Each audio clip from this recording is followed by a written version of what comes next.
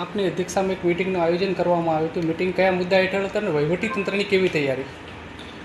હાલની પરિસ્થિતિથી આપ સૌ વાકેફ જ છો.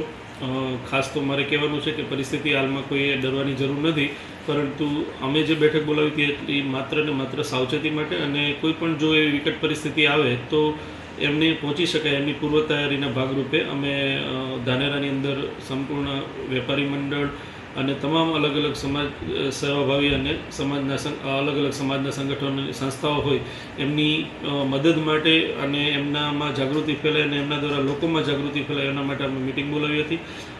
ખાસ કરીને આવી પરિસ્થિતિની અંદર જો જરૂર પડે તો ધાનેરામાં 2 બ્લડ બેંક છે, ધરતી બ્લડ બેંક અને વ્હાઇટ ક્રોસ બ્લડ બેંક. એટલે અમે આવતીકાલે તાલુકા શાળા ખાતે આવતીકાલે 10 મેના રોજ સવારે 8 થી 12 એક મેગા બ્લડ કેમ્પનું આયોજન કરેલું છે. તો ધાનેરા તાલુકાના તમામ યુવકોને ખાસ કરીને અને યુવાનોને મારી નમ્ર વિનંતી કે આવતીકાલનો જે બ્લડ બેંકનો કેમ્પ છે એમાં તમે જુસ્સાભેર ભાગ લો અને આપણે મહત્તમ બ્લડ એકઠું થાય એવા પ્રયાસો કરીએ. તમામ સરકારી સંગઠનો, તમામ સેવાભાવી સંસ્થાઓ, તમામ રાજકીય પક્ષો આની અંદર જોડાવાના છે. એટલે આ કેમ્પ છે આપણો બધાનો છે અને આપણે બધા જ એને સહયોગી થઈ સફળ બનાવી એવી મારી આપ સૌ પાસે અપેક્ષા છે.